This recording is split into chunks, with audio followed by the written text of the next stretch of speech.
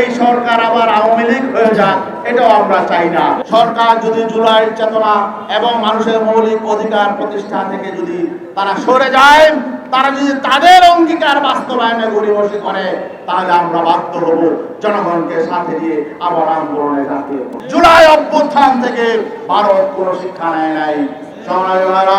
জুলাই মানুষের মধ্যে যে আকাঙ্ক্ষা তৈরি হয়েছিল বাংলাদেশকে পুনর্নির্মাণের এবং বাংলাদেশে একটি সংস্কার কার্যক্রম পরিচালিত হবে, রাজনীতি গুণগত পরিবর্তন আসবে, সুশাসন প্রতিষ্ঠা হবে, ন্যায় বিচার প্রতিষ্ঠা হবে, বেকারত্ব দূর হবে এবং সুদ ঘুষ দুর্নীতি দূর হবে, চাঁদাবাজি দূর হবে, এমন আকাঙ্ক্ষা নিয়ে জুলাই অভ্যুত্থান হয়েছিল। কিন্তু আমরা দেখতে পেলাম নির্বাচনের মধ্য দিয়ে একটি সরকার গঠিত হয়েছে, কিন্তু দেশের মৌলিক কোনো পরিবর্তন হয় নাই। দুর্নীতি কোনো পরিবর্তন হয় নাই, চাঁদাবাজি বরং আগের চেয়ে বেড়েছে। এটা আমরা মনে করি জুলাই আকাঙ্ক্ষার বিপরীতে এই অবস্থান আমরা মেনে নিতে পারি না। সংগ্রামী ভাইরা, জুলাইয়ের এই আকাঙ্ক্ষা বাস্তবায়নের জন্য সকল রাজনৈতিক দল মিলে একটি সনদ করেছিল। একটি রাষ্ট্র সংস্কারের জন্য এই সনদ জনগণ বিপুলভাবে ভোটে নির্বাচিত করেছে।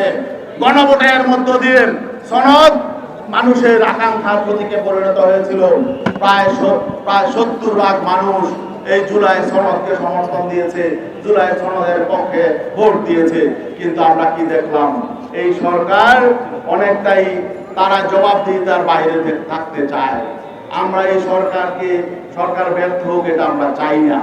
এই সরকার আবার আওয়ামী লীগ হয়ে যাক, এটাও আমরা চাই না।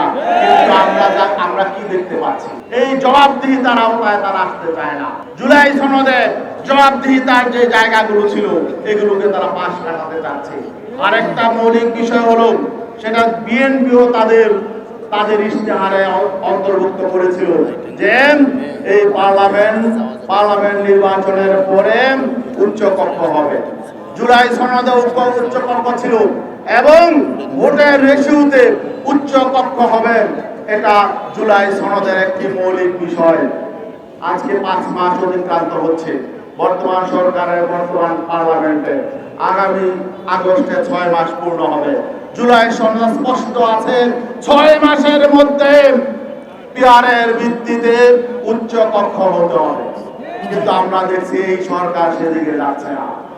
আমরা চাই না এই সরকার নতুন করে এই দেশে কোনো সংকট তৈরির কারণ হোক, এটা আমরা চাই না। আবার নতুন করে আমাদেরকে আন্দোলন কর্মসূচি মাঠে নামতে হবে, এটা আমরা চাই না। কিন্তু সরকার যদি আমাদেরকে বাধ্য করে, সরকার যদি তাদের অঙ্গীকার থেকে সরে যায়, সরকার যদি জুলাইয়ের চেতনা এবং মানুষের মৌলিক অধিকার প্রতিষ্ঠা থেকে যদি তারা সরে যায়, তারা যদি তাদের অঙ্গীকার বাস্তবায়নে গড়িমসি করে, তাহলে আমরা বাধ্য হব জনগণকে সাথে দিয়ে আবার আন্দোলনে ঝাঁপিয়ে পড়ব।